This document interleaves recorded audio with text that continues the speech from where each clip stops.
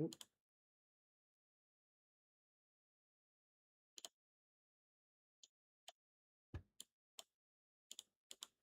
Okay, guys. Testing, testing. Just checking the audio. Okay, we are live. Welcome to this live training today for OTC Pro members. Or if you're watching the recording, hello too, and welcome. So the idea behind today's training session is to go through some of the basic things teachers have to deal with when starting their company, which means choosing their niche, setting up their website, bringing in leads or potential students, and then turning those leads into paying students. If you get these things right, your life becomes much easier. So we're going to discuss that today. Also, I'm going to give a bit of a tutorial of some of the apps and services within OTC, and we'll do that by request in the comments. And also, I want this session to be more of a back and forth. I want it to be more interactive, so I will reply to every comment in the chat for as long as I can do that. All right, so let me just double check everything is streaming properly, and then we can go ahead and get started.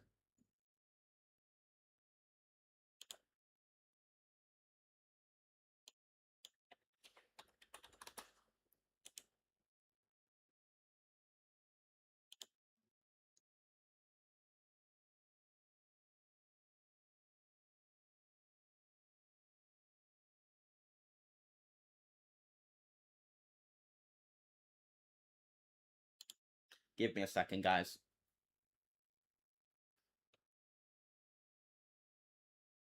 Okay, it's live. All right. So what I'm going to do, I'm just going to share the link inside of OTC to make sure everybody knows where it is. I will share it in the, let's put it in the OTC Pro Lounge. So this is a pro-only session. Okay.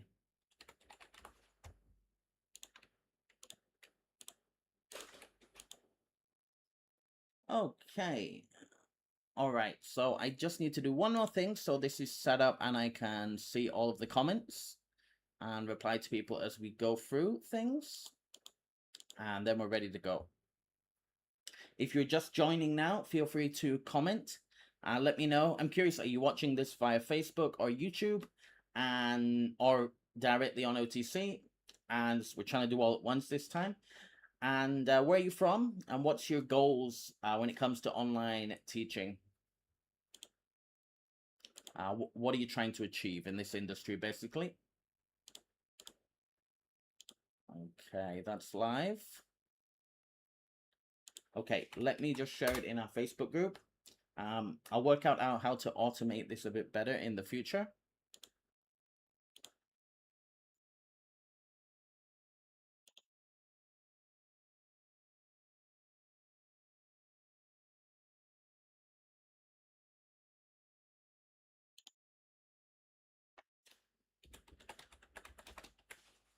Okay.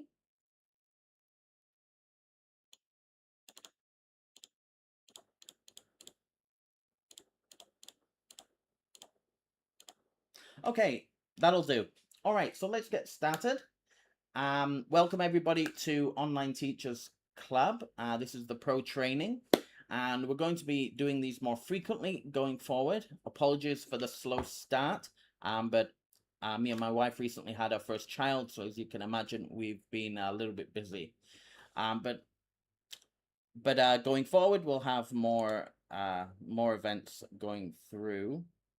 Okay, so if you're watching this in the recording, you might want to fast forward a few minutes. And if you're live now, feel free to comment and let me know if you have any questions or interests, or you want to share your goals or anything like that. Okay. So I actually just think I may have made a mistake, which is why nobody's joined yet. I might have set the wrong link. Let me just check that. Sorry, guys. These will get better and more efficient as the more that we do. Okay, Jez in Japan and watching on YouTube. I want to start my own ESL business called Clear Blue English. That's a nice name. It sounds good. So I'll give you some more feedback on that soon. Did you join via a Jez in Japan? Did you join via OTC? As I'm just checking the link is working right. Okay, yes it is.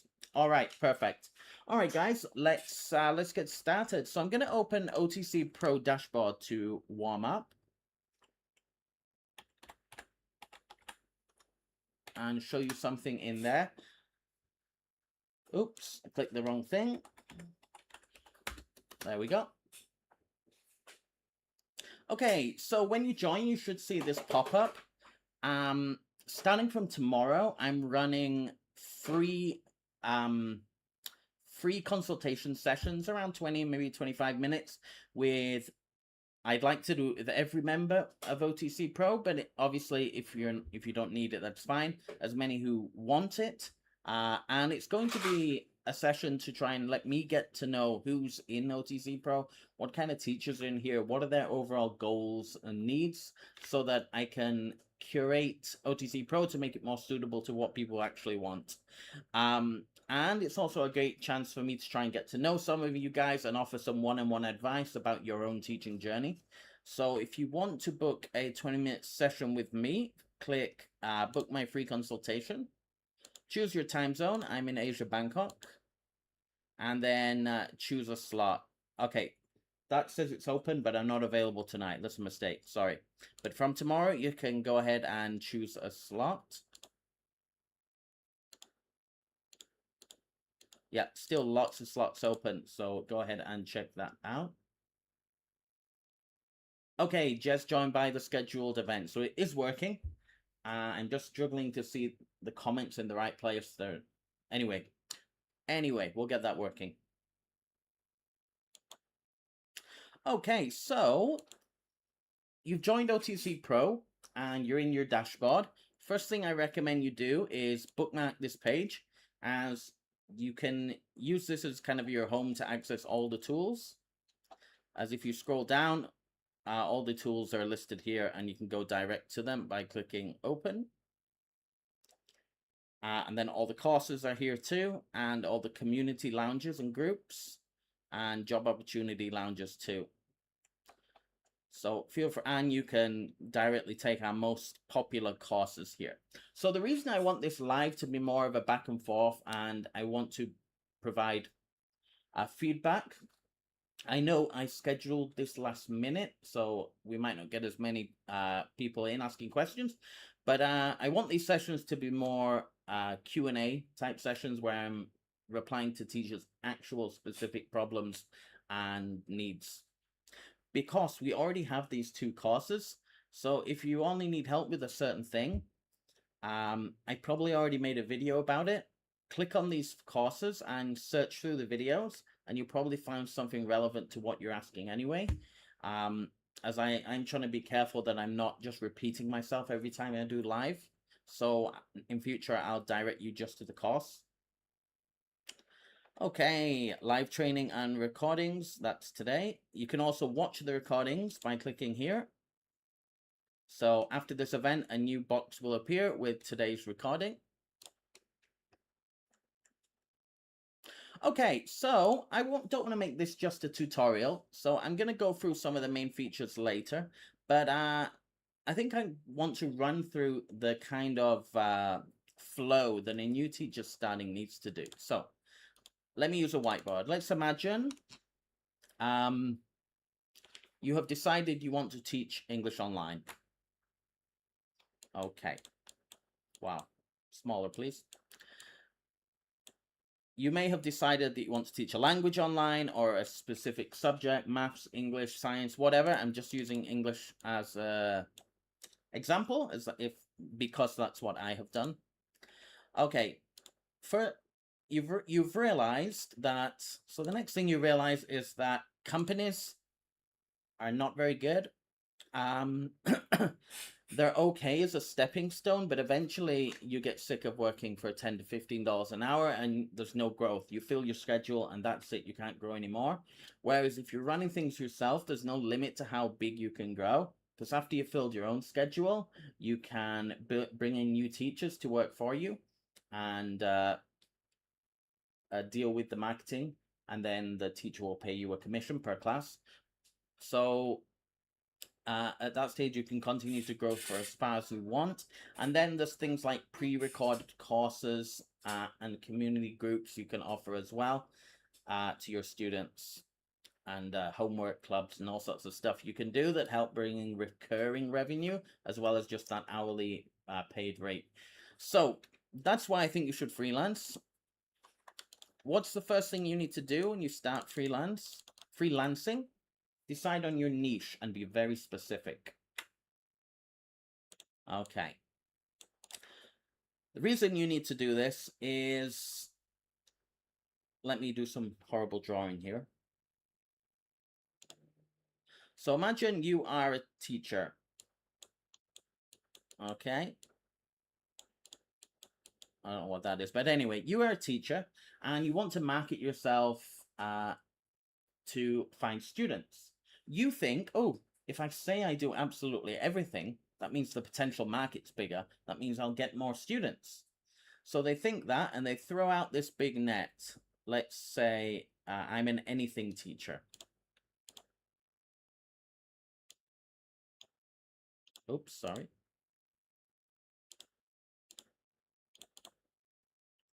Okay, so they say I'm an anything teacher. Why doesn't this go away? I don't want fonts. Go away. One moment. There we go. Okay, so you are an anything teacher, which means you're willing to do IELTS, kids, adults. You're willing to teach kids in China, kids in Mexico. You're willing to teach business English to adults in Egypt. You're willing to do everything to anyone. You might think that gives you more options, but it doesn't. It actually limits, because now you have to think of it from the student perspective. The student is browsing the internet. They're thinking of getting online lessons, and they're looking for a teacher. They see this guy who says he can do absolutely everything. And then they see another guy that just specializes in teaching pronunciation to kids. Example. Now, this student is specifically looking for a student, looking for a teacher that can teach pronunciation to kids in their country, Vietnam, and understands the common pronunciation mistakes Vietnamese students make, and understand their mother tongue interference, and have a good idea of how they can get them speaking more clearly. Who are they going to choose? The master teacher who's does everything but specific in nothing, or the teacher that is exactly specific in what they want to teach? Sorry about these horrible drawings, by the way. They're obviously going to go for that teacher. So that's why you need to niche down. Don't try and say you do everything and target everyone. Choose a niche. So when you choose a niche, what type of things do you need to decide on?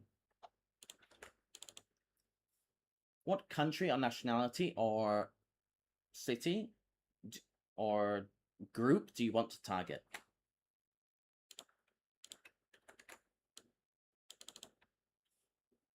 What specific topic and objective are you hoping to help students fulfill? You decide on those two things. So let me give you an example. Let's say you teach primary school maths, and you're a fluent Chinese speaker. So you want to target Chinese students who can't speak English very well, but still want to study maths with an international teacher. This is a random thing. But anyway, and Another idea was another niche could be I'm going to teach IELTS. I'm really good at teaching IELTS. I've got people through the test loads of times. This is my speciality. I'm going to focus on IELTS and getting students through the test. And that's what I'm going to advertise myself as. And I lived in Mexico for 3 years. I still have a few contacts over there. So I'm going to focus on that market first. That's what you should be doing to get started. And it's the reason for choosing this niche. It means all your effort is concentrated into one point, and it's more likely going to make you stand out among the sea of online teachers. All right, so you've decided on your niche. The niche for my company, by the way, guys, is young learners and students with very low level English. Oops, let me make that smaller. And we specifically, when we started, we specifically targeted students in Taiwan.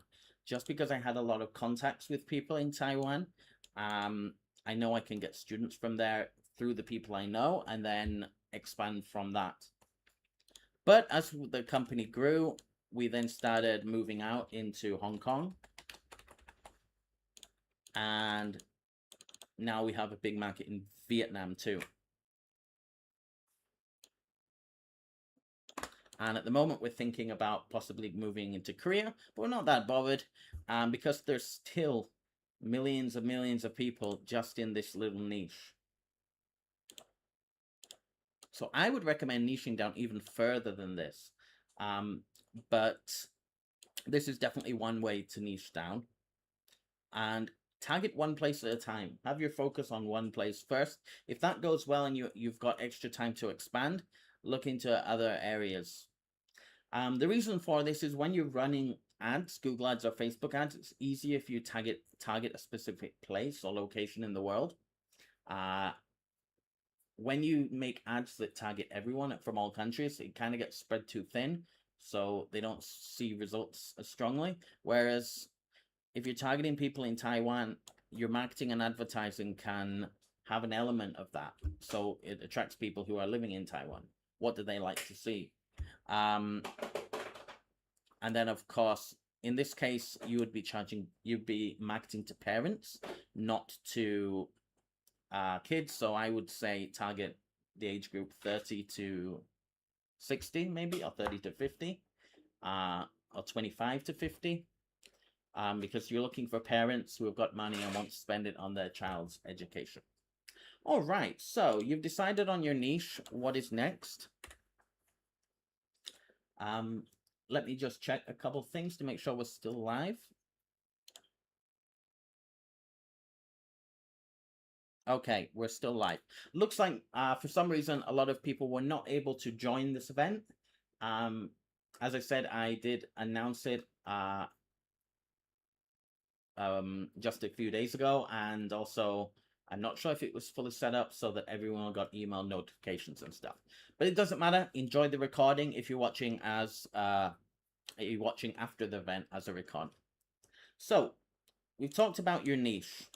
We've sorted your niche out. You've decided what you're going to target, who you're going to target, what location. The next thing you need to do is you need to find leads. You need to find leads. Leads is any person that could potentially either be a student or have a child that could be a student, or a friend that could be a student. Anything that leads to a potential sale of a course or a lesson is a lead. So where do you get these leads? There's two ways of attracting leads. The first way, organically.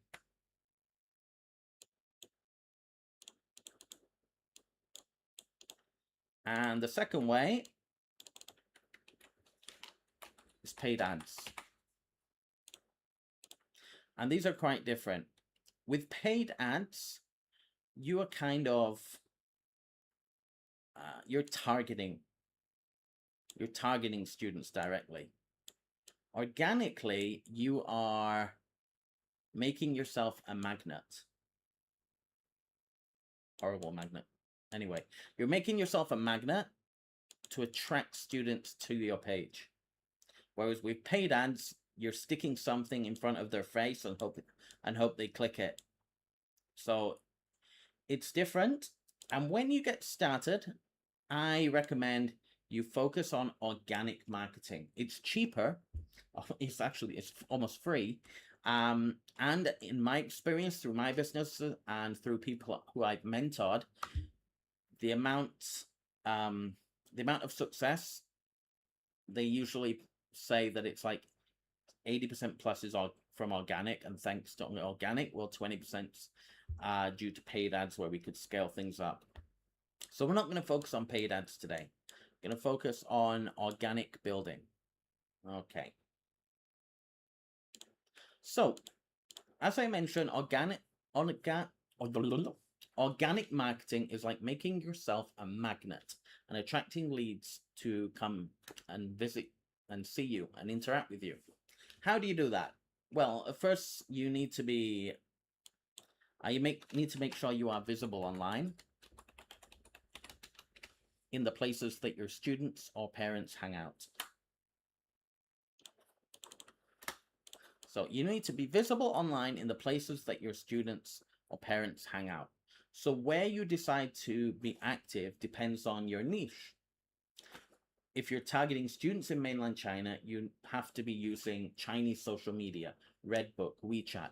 If you're targeting students in Taiwan, you can market them fine on Facebook and LinkedIn. So, and with Google Ads as well. Mainland China, they have no Google, no Facebook, so you've got to take a different tactic. So what do I mean by being visible in the places where your students hang out? So let me give students in Taiwan as an example. I want to attract parents in Taiwan to enroll their children in my classes. How can I target them? I need to create a social media page in every area that I think they'll hang out. So that means being in Reddit, being on Facebook, being on YouTube, being on Instagram, means being on TikTok, being in all those places. I personally have never used TikTok for any of my marketing, but I know teachers who have. I'm just too old for that. But I probably do need to think more myself about getting into TikTok because it does have a lot of potential. But I haven't felt the need to go into it myself yet, but I've seen other teachers succeed very well through marketing via TikTok. So it depends who you're targeting as well. So go ahead and make sure you're in all these places where your students hang out. Then once you're there, you don't just create a profile and then disappear and think students are going to come to you. You need to be constantly creating and posting content. And when I say creating and posting content, I don't mean, please come and buy my course. It's $7.99. Here's the payment link. That doesn't work. You need to post quizzes, competitions, blogs, articles, giving advice, short video clips, teaching something that's suitable to the niche that you're targeting. And you need to be posting in all of your social media websites every day. And you need to be constantly doing it. And then the next stage is interaction. Once you've got people visiting your profile, you need to make sure you interact with them. You're answering their questions as soon as they comment. You're giving them feedback and help and free support, written free support. Then you want to try and attract more people to come and join your page or visit your social media. So you join groups, Facebook groups or groups within whatever social media platform you're using. You create, yep. So just a question, how are you able to manage and juggle all the different socials? I'll get back to that in a second. So, oh no, I've lost track after. Okay, so after you've kind of made yourself visible and made yourself stand out online in your specific niche, with lots of content coming every day and lots of posts, you then need to go out and drag a few people in. You can do this by joining groups that are appropriate to what you're doing. So, for example, I have a client that worked through me to build his business, and he targets Vietnamese students. So he went into Google Translate and asked, give me 100 Facebook groups in Vietnamese language that are for either students learning English, students helping their kids learn English at home, parents who are self-teaching their Vietnamese, or in Vietnam they're homeschooling their kids. All these kind of groups. They joined as many as they can, and then the next thing you don't just jump in on those groups and here, buy my courses. My courses are available, $30, whatever. No, what you do is you go through posts and you comment and offer free help and advice. Often when you comment free help and advice and you seem like a competent person, the person who received that advice will often follow you, and that helps improve your organic growth. The more people that are clicking and coming through to your profile, the better the algorithm works for you, and the more chance of your page is going to be shown to more people and will grow quicker. So that's my social media, without getting into detail about what is specifically the kind of content you should be sharing. You need to make sure you're doing this at this level. So how do you manage all the different socials? So there are some good platforms where you can automatically post to social media with AI. I use make.com, and I create quite some advanced workflows that automatically use AI to create content. But I don't recommend relying on manual tools and automated content, because people can tell that you get that feeling that something doesn't have heart to it. So it's okay to kind of do for some of your content, but I recommend actually logging in on all the individual websites, getting to know them, and posting content in each individually. And then you're going to have to log into all your social media every day anyway, because you need to keep up with comments and messages and potential leads. Okay, so what have we talked about here? Okay, I want a pen, please. There we go. Okay, so we've talked about your niche. You've worked out your niche. You then need to bring in leads organically, organic marketing. So we've talked about how to do that. We haven't specifically talked about what exactly you need to be posting or what content you need to join. You need to create. That's because it really depends on the niche that you're targeting. Okay, so once you've done organic marketing, the next thing is hopefully you will start getting leads. But if you want to get leads, you need something that easily makes it very easy for the student to send you a message so you can get in touch with them. Okay, so for OTC Pro members, it's good to use your teacher website that you can generate with Teacher for Me.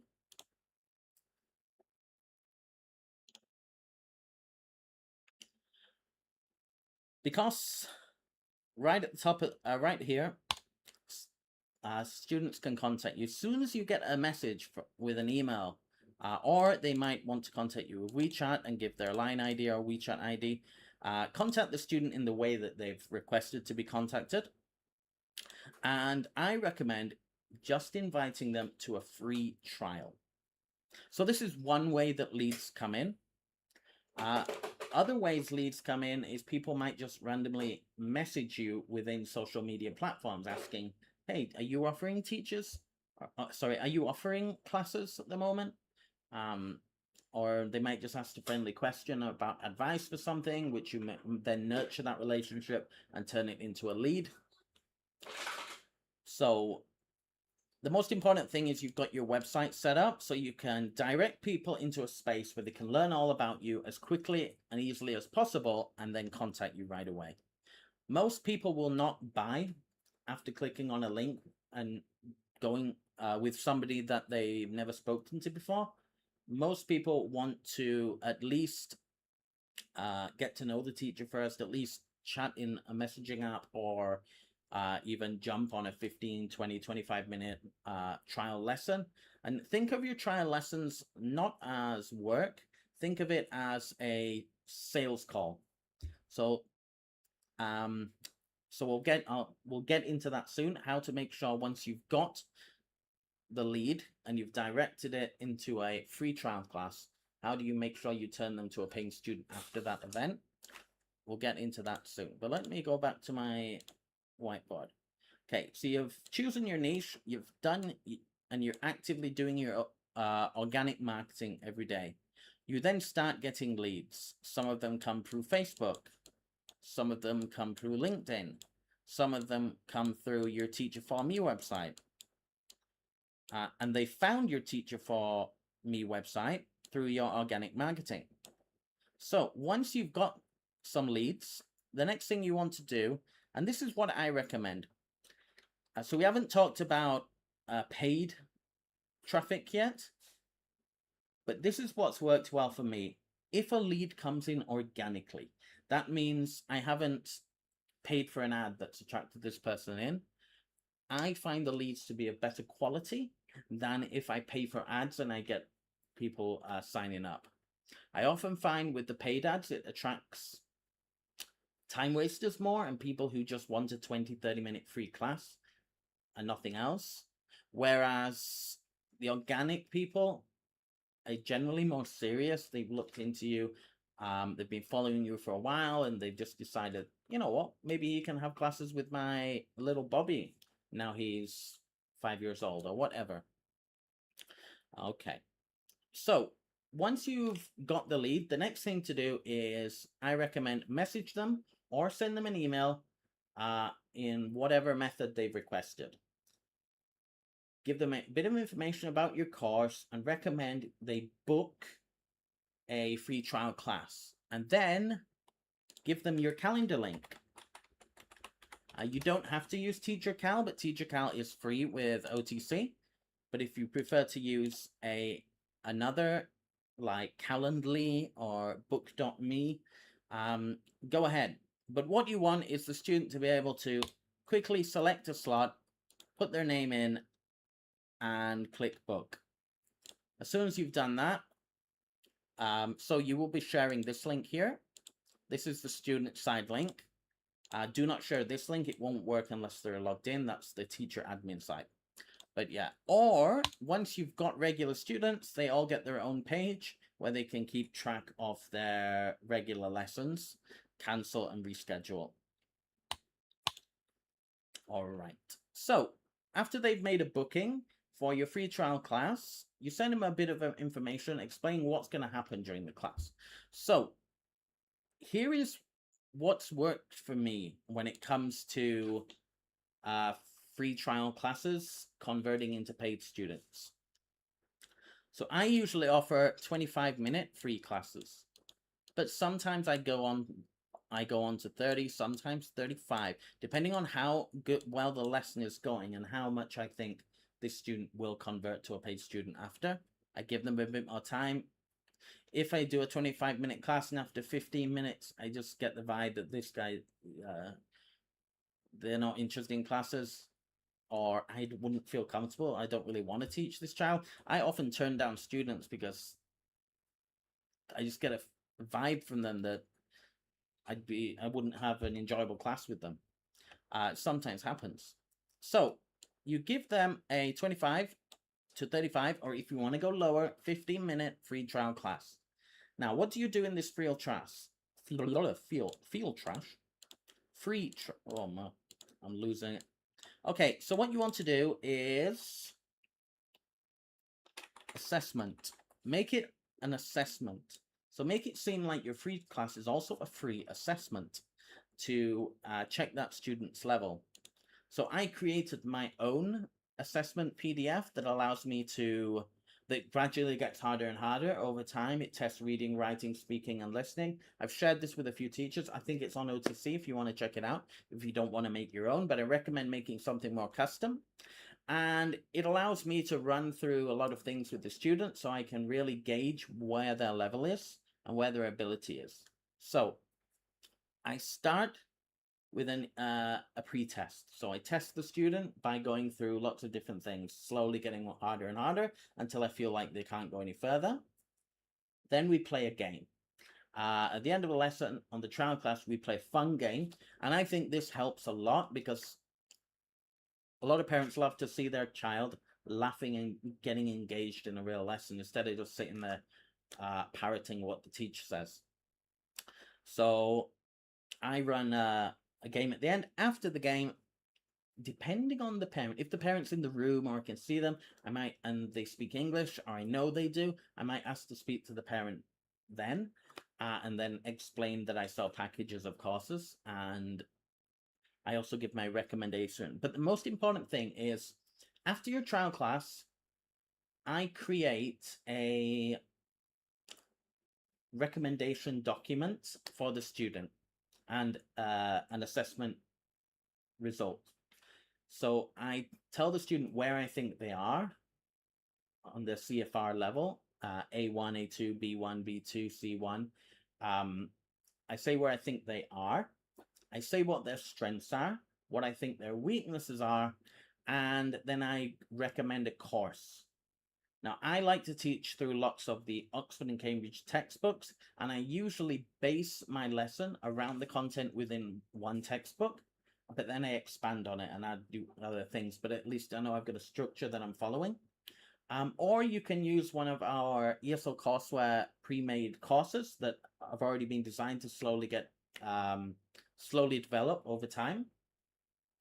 So recommend the course that they're going to study and explain a bit about that course, how it works. Say that every 10 lessons we have an assessment and I give feedback or whatever. Then you need to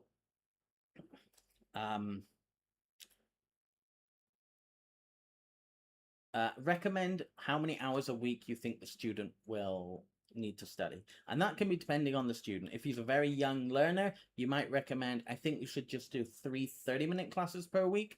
If the student's a bit older and can sit through an hour, you might say, let's recommend 4 hours per week. But I always give an upper limit as well, so that obviously the more hours they study, the better it is for me. So I'll usually say I'd recommend at least 2 hours per week to study through this course with me. Although, if you're really keen on improving his language ability faster, I'd recommend doing up to 6 hours a week. So with 1 day off, Monday to Saturday, with 1 day off on Sunday, or something like that. So, but I don't just,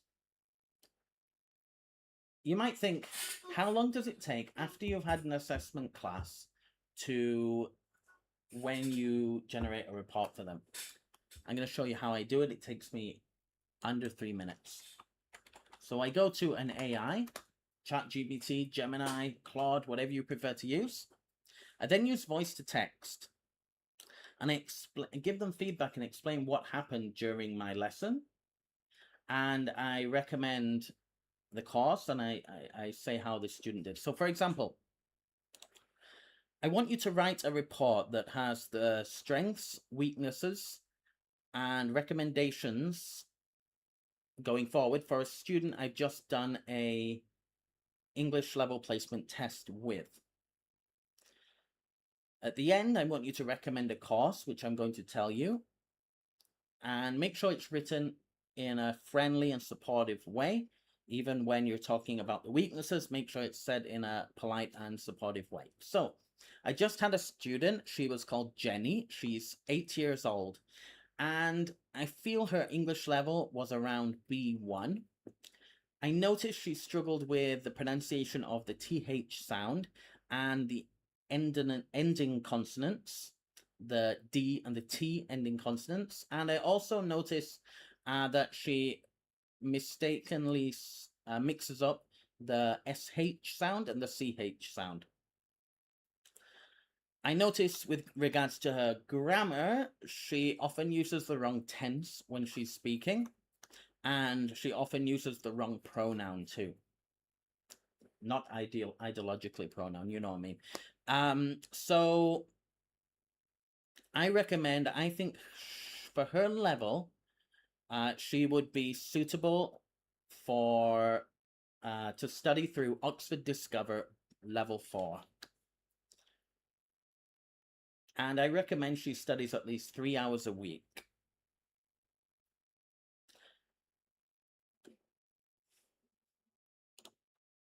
I think that's pretty much it.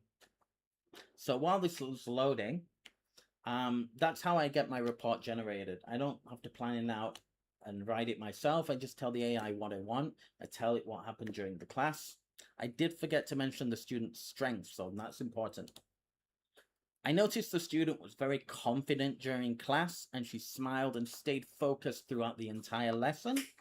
I noticed that her reading skills and pronunciation are quite good, apart from those mistakes I mentioned, but she struggles with longer sentences and longer words, and she struggles with the flow between words sometimes.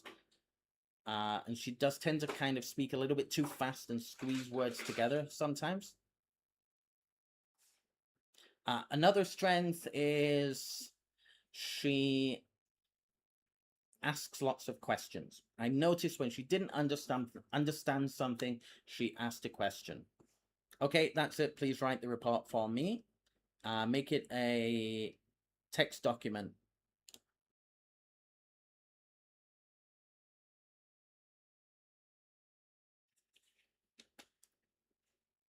And the document is from me, teacher Frazer Hainsworth.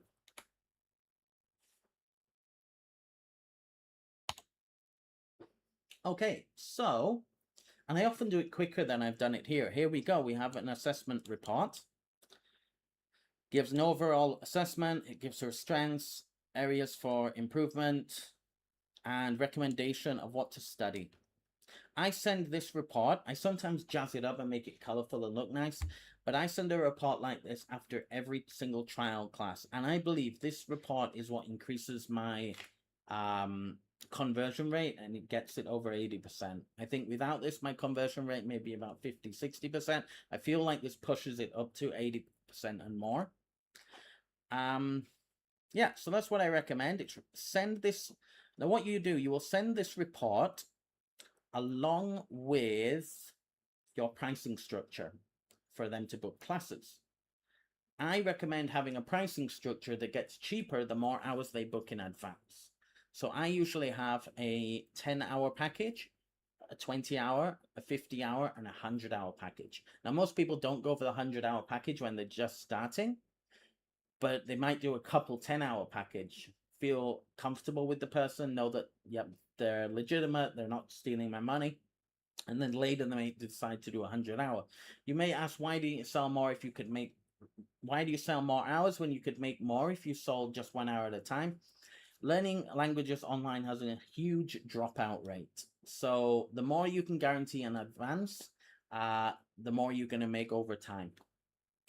All right, I think we'll leave it there for today. So just to review, I've kind of talked about choosing your niche, using organic marketing to bring in leads, driving leads to a form to take the email or the contact information, sending them a booking link to get them into a free trial class, and then how I do the free trial. You don't have to do it my way. I'm just telling you what has worked for me. And I do definitely recommend send a report after the class and send a recommendation of how many classes they should study with you and exactly which course. A lot of parents, especially Chinese parents, really don't like free talk lessons where the teacher has no kind of long-term goal or structure. They really like structure. And the easiest way to give them structure is to follow a textbook that's already been designed to slowly gaining difficulty over time and add vocabulary over time and review vocabulary later on that you taught earlier on. Easiest thing to do is to just use a PDF like Oxford, Cambridge, kids learning books. Also, of course, as you're an OTC Pro member, you have access to eslcourseware.com, which I think to wrap up, I'll just show you a bit of this. So eslcourseware.com is our digital classroom, but it also has a ton of built-in lessons. I'll show you how it works. So ESL Courseware is designed so you can run it from one single tab or one single page. So you can run your whole lesson from here. First thing you do is you add your student, and you notice it's reminding me what class I studied with this student last lesson, and I can click to open it right away. Let's do that. Oh no, sorry, I clicked away. But anyway, so at the top, you can award your student stars throughout the class. Here you can set a timer. Let's set a 15-minute class. This is both for you, and I think in a lot of cases it's nice for the student to kind of know how long they've studied and how long's left. Obviously optional to use this. And the most important thing about ESL Courseware is that we include all the lessons, and they've all already been designed based on Oxford and Cambridge learning criteria and workflows. So let's go for kids. Pre-1 and pre-2 is like kindergarten. Grade 1 is like primary school 1, and so on. Phonics is suitable for most kids. So I've sometimes been teaching like 14-year-olds and we're still going back and doing phonics. And then we have some topic-based lessons. This is only for the kids section. We have teens, adults, and IELTS as well. But let's choose a lesson. Grade 1, lesson 2, unit 2. Okay, so each lesson, the ones for younger children generally have a warm-up video song and an ending video song. They teach between 5 and 10 new pieces of vocabulary and 1 or 2 grammar topics. So it starts with an introduction, a quick review about what you're going to learn today, and you teach through colors. This is a really basic lesson. But there's also activities where they have to fill in the gap. They can either do that by typing or by telling the teacher what to write for them. Okay, then we got a game here. What shape is it? All right, so that's just one example of a lesson. A lot of the new lessons now have interactive games at the end that you can play. But ESL Courseware is more than just a library of materials. You also have tools. So the video tool is super useful because you can add in advance the videos that you often use during lessons, so you can very quickly bring them up without having to do a YouTube search. You can just paste the link of the YouTube video you want to save, and it will save in here up to 100 videos. Okay. Of course, there is a whiteboard that you have with most of these platforms. I really like the random question generator. So often in class, when you kind of run out of ideas and you don't know what to talk about, the random question generator can help you through those last 10 minutes. And of course, we have questions suitable for different levels. Let's do a kids question. Do you like playing with water? Business question. What's the most effective way to give feedback? Adults. What's one thing you'd tell your younger self? All right, so there's thousands of questions here. You'll never run out. And this can be a good way to do some free talk and help your students and help kill time, to be honest. Okay, what else we got here? Of course, PDF library. You can update your PDF lessons and view them directly in here, which means you can award stars while you're teaching. Certificates. I like this. Students earn certificates. At the moment, it's set so that every 50 stars that they gain, so stars accumulate over more than just one lesson, and they get certificates like this when they reach different levels. We have downloadable PDFs that you can give to your student to award them. And different higher levels look different symbols and colors. So yeah. So Tom is a real student that I teach online, and he loves the certificates. He prints them out and puts them on the wall behind where he takes our class. So It works well for Tom. Obviously, optional. Use it if you think it's right for your students. The other thing we have here are a bunch of games. Let me show you one quickly. So you have to log in first. Library of games. You can also generate your game with AI, but I will use, let's play hybrid animals. So you can choose a game that another user has created or make your own with AI. And there are 5 different ways to play the game. Classic, tic-tac-toe, Connect 4, Memory Match, and Snakes and Ladders. I like the classic game, but then I like to customize it. So let's say Tom, teacher, and 2 players. You can play more if needed, if you have group classes. I like to use emojis as it helps them use more of their words during the session, and I like bonuses. And I like random points, so you don't know which color square is going to be worth what point. You can have it fixed, everything is 5 points. Let's do that one. And you can set a time limit, so if you only want to play for the last 10 minutes of class, you know that after 10 minutes the game will end and the person with the most points will be awarded, will be announced as the winner. Or if you finish in less than 10 minutes by completing the game, the winner will be announced as well. It means, like, it kind of sucks when you're playing a game with a student and you don't get to finish it during the class. And the student's sad because they don't know who won. All right, just in Japan, is there any way to use the reward system off of courseware, like on PowerPoint? Yes, I'll show you that in a moment. But let's click play first. So this is the game. Very simple game. The student has to request a block. You click on the block, they answer a question, and they get awarded points. So, teacher, I want the penguin. What 2 animals are mixed together to make this? Looks like a rabbit and a squirrel. Okay, they got it right. 5 points. Okay, let's say, teacher, I want the watermelon. What 2 animals are mixed together? I think we got a tiger and an elephant. Yep, so that's one of many games. You can actually play it in here if you log in directly inside here, or you can open it in a new tab. Okay, so I think I've gone through quite a lot of stuff today.